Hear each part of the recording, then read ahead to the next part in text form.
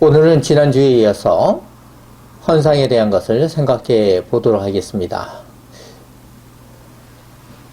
오늘의 제목은 헌상의 사용 기준은 무엇인가 입니다. 신약시대의 백성은 하나님께서 더 귀하게 생각했습니다. 구약의 헌상은 정해진 것을 내도록 하셨습니다. 그와 반대로 신약의 백성은 자기 스스로 알아서 하도록 하셨습니다. 이렇게 하도록 한 이유는 구제의 헌상이었습니다. 그래서 칼빈은 헌금이라고 하지 않고 구제의 헌금이라고 했습니다. 우리는 이것에 대한 의미를 생각해 보아야 합니다. 믿음의 선배님들이 어떻게 헌상, 즉 헌금을 사용했는가를 알아야 합니다. 교회가 나가야 할 방향이기도 합니다. 오늘 말씀 제목처럼 헌상의 사용 기준입니다. 구제 헌금의 사용 기준이기도 합니다. 헌상을 바르게 사용할 때 교회가 타락하지 않고 세상에서 지상 명령을 감당할 수 있습니다. 첫째는 교회 안에서의 구제와 교회 밖에서의 구제가 있습니다. 왜 이렇게 하는 것입니까? 하나의 헌상을 통해 교회가 무엇을 해야 하는 것을 알 수 있도록 교육하는 의미도 있습니다. 바로 이것을 위해 초대교회는 즉 사도들은 집사, 즉 오늘날의 안수 집사를 세웠습니다. 집사를 세움으로 교회 안에서의 구제와 교회 밖에서의 구제를 할 수 있도록 했습니다. 교회 안에서의 성도가 궁핍한 생활을 하지 않도록 구제했습니다. 헌상을 통해 구제받을 수 있는 신자가 받도록 했습니다. 구약의 11조에서도 매 3년 그 해에는 고아와 가부 등 어려움을 당하는 사람을 위해 돕도록 했습니다. 이것을 보면 하나님께서는 공평하신 하나님이십니다. 둘째는 헌상의 기준은 교회 안에 사역자들의 삶을 위한 것이기도 합니다. 이것을 알기 위해 우리는 고린도후서 11장 5절부터 9절을 보아야 합니다. 나는 지극히 크도다. 사도들보다 부족한 것이 조금도 없는 줄로 생각하노라. 내가 비록 말에는 부족하나 지식에는 그렇지 아니하니 이것을 우리가 모든 사람 가운데서 모든 일로 너희에게 나타내었노라. 내가 너희를 높이려고 나를 낮추어 하나님의 복음을 값없이 너희에게 전함으로 죄를 지었느냐? 내가 너희를 섬기기 위하여 다른 어떤 교회에서 비용을 받은 것을 탈취한 것이라. 또 내가 너희와 함께 있을 때 비용이 부족하였으되 아무것도 누를 끼치지 아니하였음은 마게도냐에서 온 형제들이 나의 부족한 것을 보충하였음이라. 내가 모든 일에 너희에게 폐를 끼치지 않기 위하여 스스로 조심하였고 또 조심하리라. 고린도후서는 사도 바울이 기록했습니다. 바울의 사역은 자비랑과 사역과 몇몇 교회로부터 선교 사역에 도움을 받았습니다. 신자들이 헌상한 것을 가지고 사역했습니다. 물론 자비랑으로도 하기도 했습니다. 사도 바울은 신자들에게 폐를 끼치지 않도록 노력했습니다. 복음을 전하는 데 있어서 자신도 자비랑으로 할 수 있도록 노력했습니다. 그러면서도 복음을 전하는 사람들의 삶을 교회가 도와줄 수 있도록 지지했습니다. 바울이 지상 명령을 감당할 수 있었고 성경을 기록할 수 있었던 이유는 몇몇 교회로부터 도움을 받았기 때문입니다. 오늘날 사역자들이 사역을 감당할 수 있도록 해야 합니다. 담임 목사만 아니라 교역자도 생활비를 온전하게 지원할 수 있어야 합니다. 교역자들이 온전한 신앙생활을 할 수 있도록 헌상을 가지고 지원할 수 있어야 합니다. 이런 점을 생각하면 현실적으로 어려움이 있을 수 있습니다. 하지만 성경에서 말하는 말씀대로 따를 수 있도록 노력해야 합니다. 지팡이 교회는 사도행전을 2년 동안 강설로 들었습니다. 예수 그리스도의 부활과 승천으로 말미암아 성령이 오셨습니다. 성령으로 인해 신학교회가 시작되었습니다. 주님께서 세우신 교회를 성령께서 이루어 가신 것입니다. 특히 사도행전은 주님께서 재림의 주로 오시기까지 무엇이 교회인지 모델을 제시해 주셨습니다. 초대교회는 말씀과 기도 그리고 전도 등에 힘을 쏟았습니다. 그 결과 많은 사람이 예수 그리스도의 복음을 듣고 성도가 되었습니다. 많은 신자가 믿는 가운데 생활곤을 당하는 분들이 있었습니다. 이런 가운데 초대교회는 교회의 본질이 무엇인가를 가르쳐 주셨습니다. 그것이 무엇입니까? 사도행전 2장 44절과 45절이 말씀하여 주고 있습니다. 믿는 사람이 다 함께 있어 모든 물건을 서로 통용하고 또 재산과 소유를 팔아 각 사람의 필요를 따라 나눠주며입니다. 서로 믿음 안에서 신자들의 소유를 서로 통용했습니다. 초대교회는 교회의 본질을 위해 서로 사랑하는 마음으로 하나가 되고자 했습니다. 사도행전 4장 32절부터 35절에서도 잘 나타나고 있습니다. 믿는 무리가 한 마음과 한 뜻이 되어 모든 물건을 서로 통용하고 자기 재물을 조금이라도 자기 것이라 하는 이가 하나도 없더라. 사도들이 큰 권능으로 주 예수의 부활을 증언하니 무리가 큰 은혜를 받아 그 중에 가난한 사람이 없으니 이는 밭과 집 있는 자는 다 팔아 그 판 것의 값을 가져다가 사도들의 발 앞에 두매 그들이 각 사람의 필요를 따라 나누어 줌이라. 성령의 임재로 교회는 기쁨으로 구제를 했습니다. 또한 성령의 임재로 교회는 기쁨으로 구제를 감당했습니다. 한 번만 아니라 은혜 안에서 자주 했습니다. 이러한 결과는 교회 안에서 가난한 사람이 없었습니다. 이것이 교회의 공동체입니다. 그러면 사유재산을 인정하지 않았습니까? 그렇지 않습니다. 이 부분은 차후에 하도록 하겠습니다. 교회가 가장 참된 교회의 모습을 지녔을 때 참된 교회로 세상에서 지상명령을 감당하며 빛과 소금이 되었습니다. 성장하면 할수록 교회는 사도들만의 힘으로 힘들었습니다. 그로 인해 집사를 세워 구제하도록 했습니다. 이분들은 구제사역을 위해 세운 직분자였습니다. 초대교회는 구제가 중요했었습니다. 당연히 오늘날도 같습니다. 사도 바울은 연보라는 단어를 사용했습니다.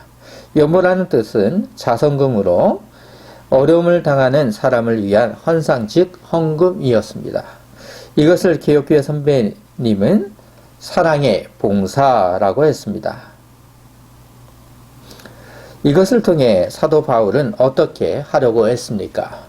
고린도후서 8장 14절을 보시면 이제 너희의 넉넉한 것으로 그들의 부족한 것을 보충함은 후에 그들의 넉넉한 것으로 너희의 부족한 것을 보충하여 균등하게 하려 함이라. 즉 서로 부족한 것을 보충하여 균등하게 하려고 했습니다. 모든 것이 하나님께로 왔기 때문에 사랑의 봉사, 즉 자비의 봉사를 할 수 있는 것입니다. 하나님께서 주신 양식을 서로 나누는 것은 교회의 본질을 유지하는 힘입니다. 하나님께서 주신 모든 것을 함께 누려야 합니다. 복음은 빈부의 격차가 없는 것처럼 양식도 그러해야 합니다. 그렇게 될 수 있도록 주님의 은혜가 있기를 소망합니다. 참된 그리스도인은 헌상의 의미를 알고 자신의 생활을 따라 최선을 다해 할 것을 믿습니다. 누구든지 하나님을 제대로 신뢰하게 되면 참된 마음으로 헌상할 것을 믿습니다. 헌상을 누가 적게 많이 했는가가 중요한 것이 아니라 참된 마음으로 하나님께 하는 것이 중요합니다. 우리가 오해하지 말 것은 헌상은 예배 때마다 해야 하는가입니다. 이것을 오해하면 안 되죠. 엄밀한 의도에서는 여러 가지 헌금, 즉 헌상할 필요가 없습니다. 주일 오전에 정한 대로 하는 것이 가장 좋습니다. 그 이유는 헌상은 상징이기 때문입니다. 모든 것이 하나님의 것임을 인정하는 것입니다. 그런 마음을 주님께서 주신 주일 예배 시간에 하면 됩니다. 그러면 절기는 무엇입니까? 모든 것이 주님의 날이기 때문에 절기는 하지 않는 것이 좋습니다. 절기는 주님이 오실 것을 예표하는 것입니다. 주님께서 오심으로 교회를 주셨습니다. 더는 구약의 절기가 필요 없는 것입니다. 절기가 있다면 우리는 구약의 방법으로 제사해야 할 것입니다. 그리고 절기에 헌금하는 것은 그리 좋지 않습니다. 이스라엘 백성이 출애굽을 할 때 헌상 즉 헌금이 있었습니까? 그때는 만나를 먹던 시절이었습니다. 하나님께서 주시는 것을 바라보면 서로 필요한 대로 먹으면 되었습니다. 그것을 가지고 10분의 1을 따로 떼어 하나님께 드리지 않았습니다. 만나를 더 많이 가지고 있을 수 없었습니다. 하나님께서는 필요한 대로 주셨습니다. 출애굽한 후 가나안 땅에 정착할 때는 다시는 만나를 주시지 않았습니다. 이때부터는 경작하기 시작했습니다. 출애굽할 때 주신 이유는 경작할 수 없었기 때문입니다. 그래서 필요한 양식을 만나로 주신 것입니다. 경작 후 첫 열매를 가져오면 제사장은 흔들어서 제사했습니다. 우리는 이것을 요제라고 합니다. 첫 열매는 밭에 있는 열매 전체가 하나님 것임을 상징하는 것입니다. 구약에서 첫 열매는 11조였습니다. 모든 것이 하나님의 것임을 첫 열매를 통해 아는 것입니다. 첫 열매가 중요한 이유는 예를 들어 송아지가 앞으로 몇 마리를 낳을 수 있는지 모르기 때문에 첫 송아지를 드리는 것입니다. 이런 의미에서도 헌상도 같습니다. 주님의 것을 인정하며 매주일 하나님께 상징적으로 최선을 다해 헌상하는 것입니다. 헌상을 통해 교회가 무엇인가를 드러내는 것입니다. 헌상은 나의 것이 아님을 하나님 앞에 교회가 드리는 것입니다. 헌상만 하나님 앞에 하는 것입니까? 모든 예배를 통해 나 자신을 하나님께 드리는 것입니다. 그러니 예배를 함부로 할 수 없는 것입니다. 세상에서 일상적인 일보다 더 귀하게 영과 진리로 예배해야 합니다. 이사야 1장 10절부터 17절을 보시면 좋겠습니다. 너희 소돔의 간원들아 여호와의 말씀을 들을지어다. 너희 고모라의 백성아 우리 하나님의 법에 귀를 기울일지어다.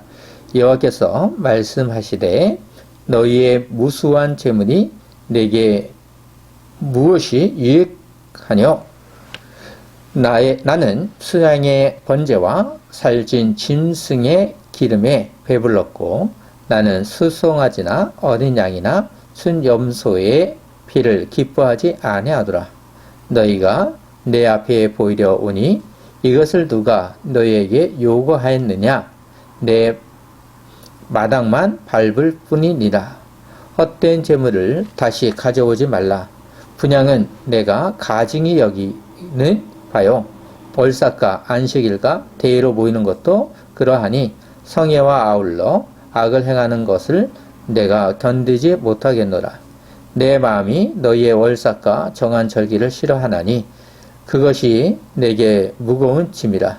내가 지기에 곤비하였느니라. 너희가 손을 펼 때에 내가 내 눈을 너희에게 가리고 너희가 많이 기도할지라도 내가 듣지 아니하리니 이는 너희의 손에 피가 가득함이라. 너희는 스스로 씻으며 스스로 깨끗하게 하여 내 복전에서 너희 악을 행실을 버리며 행악을 그치고 선행을 배우며 정의를 구하며 학대받는 자를 도와주며 고아를 위하여 신원하며 가부를 위하여 변호하라 하셨느니라. 여기서 중요한 것은 제사를 열심히 했으나 악을 했습니다. 오늘 예배를 했지만 삶이 세상의 사람과 같다는 것입니다. 이것은 믿는 자가 해야 할 본분이 아닙니다. 주님을 위한 교회라고 하면 어떠한 신앙의 생활을 어떻게 해야 하겠습니까? 그리스도인으로 생활한다는 것은 참으로 어렵습니다. 그래서 기도하며 심령이 가난한 자가 될 수 있도록 간구하는 것입니다. 상과 예배는 하나입니다.